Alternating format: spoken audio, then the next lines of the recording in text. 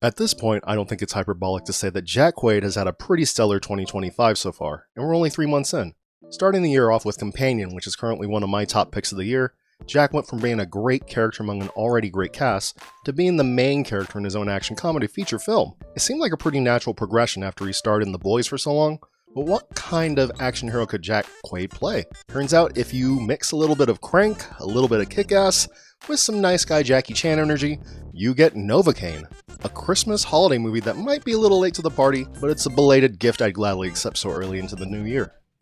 So given that this is a straight up action film with a theatrical release, while so many other similar movies are going straight to streaming, how does this fare against the other action comedy movies currently already out?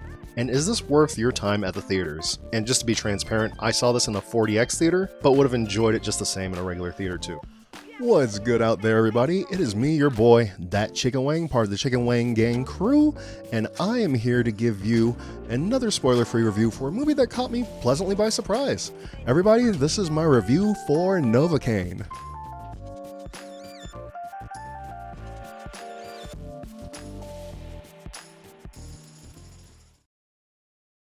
So our protagonist, Nate, played by Jack Quaid, is an assistant bank manager at a small bank in San Diego.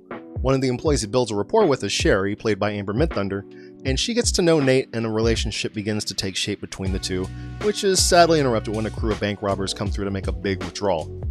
After getting the money, they take Sherry as a hostage, while Nate, seemingly not knowing what to do, decides his best course of action will be to, just steal a police car and go after the robbers in an attempt to rescue the only person that's shown him any genuine kindness in his life. Along the way, we have some twists and turns, a lot of them pretty obvious since the initial conflict was a heist, but we also have some surprises with characters like Roscoe, played by Jacob Batalon, coming in to lend an unexpected hand to keep things fresh. So, will Nate, with the help of Roscoe and some other unexpected allies, be able to rescue Sherry, or is there more going on here than meets the eye?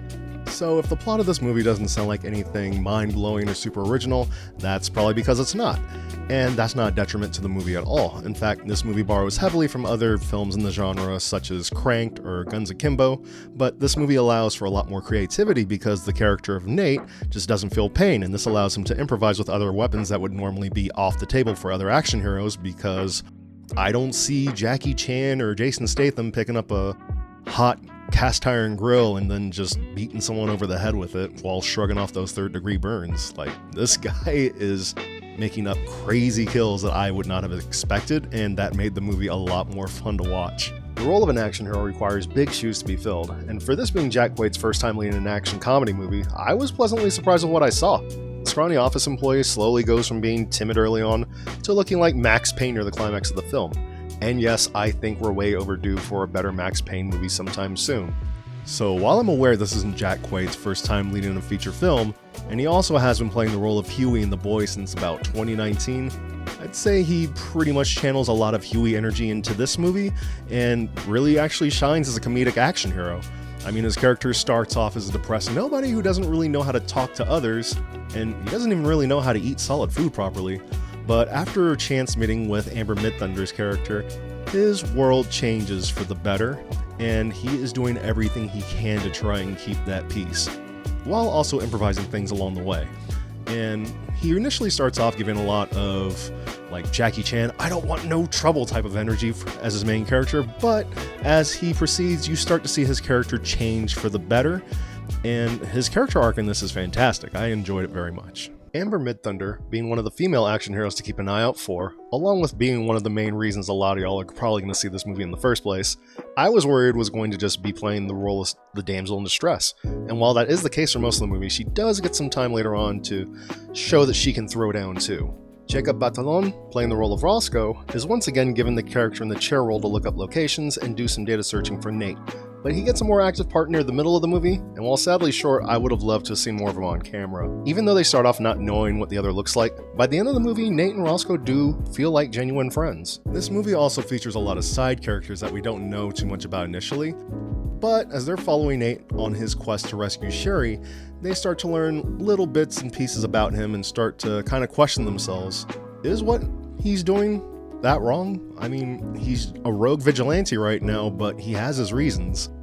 And even the villains who kick off this whole conflict in the movie, they seem like a very tight-knit group of characters initially, The buddy cop duo of Mincy and Coltrane played very well off each other, so much so that I was surprised that I was starting to get more invested in their characters, especially after they have a certain conversation when they find out about what Nate is planning. And one thing that caught me off guard was Ray Nicholson, son of Jack Nicholson, being one of the villains. When that became known, it kind of felt like we were getting a Nepo Baby throwdown, which was actually really fun to watch unfold. So I'm gonna be honest that this movie, for it being an action comedy, it doesn't do a lot of things innovative or new. It does really, however, shine when things get very hyper-violent on screen, and we're seeing things that would probably make us squeamish, because us who feel pain, you and me, unlike Nate who doesn't feel anything, he's just shrugging off a lot of the hits that he's getting. He's improvising weapons that pretty much scar up the rest of his body. And some of these are just straight up gross, but they make for some of the most entertaining kills I've seen in a while in this type of movie. Despite all that occurred in the movie, I was surprised with how they went all in with the violence. Like I said, I expect a lot of people to be squeamish for some of the more violent moments, but a lot of these are just straight up played for comedy, and there isn't anything really wrong with that. I especially like the scene involving a tattoo gun and just say, oh my goodness, yikes. And now I gotta talk about the gripes that I had with this movie, which were few and far between and didn't really detract from my enjoyment, but it involves some of the logic within the world of this movie, like a gun gets thrown into a deep fryer that's seen in one of the trailers, and instead of the gun just going off, the deep fryer exploding, Nate reaches in and grabs the gun and it still works perfectly fine. Like, okay, that's a little different, but whatever. And the romance between Nate and Sherry, it didn't feel forced, but it also moved way too quickly, as in the course of a day. So I would have appreciated if they spread it out a little bit more over the course of maybe a few more days or weeks to make things feel a little bit more real when things hit the fan. But, not a big deal. And also the climax. What I assumed was going to be a very anticlimactic moment was actually a bait and switch, and it ended up becoming a much more chaotic filled finale than I was expecting. So I really don't have anything bad to say about this movie. It was fun. It was a lot more fun than I was expecting for what I got.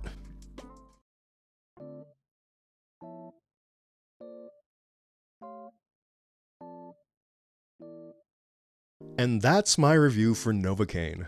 This was a movie that I had zero expectations for. I didn't know what I'd be getting into, aside from it being a fun action movie. And if you're prepared to turn your brain off and just enjoy something stupid, gross, but yet fun and kind of heartwarming in a way, go check out Novocaine. Whether you watch it in theaters or digital or streaming, you're going to have a great time when you eventually get around to it. I highly recommend this one. The theater experience was great. People were laughing, people were cracking up, people were cheering. And yeah, I feel like you will be too if you go check this out sometime. So hey, glowing approval over here for Novocaine.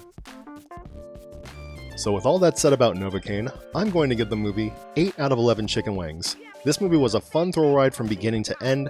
It's not going to really shake up the action comedy genre right now, but it didn't need to. It just needed to be a fun entry, and it fully delivered on its premise.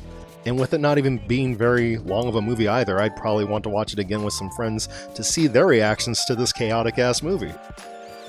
So again, thank you for checking out my review for Novocaine, and sorry about the lighting changes in this video, my ring light decided to die as I was filming this. Planning to do a movie review roundup for movies I missed near the end of 2024, so keep an eye out for that.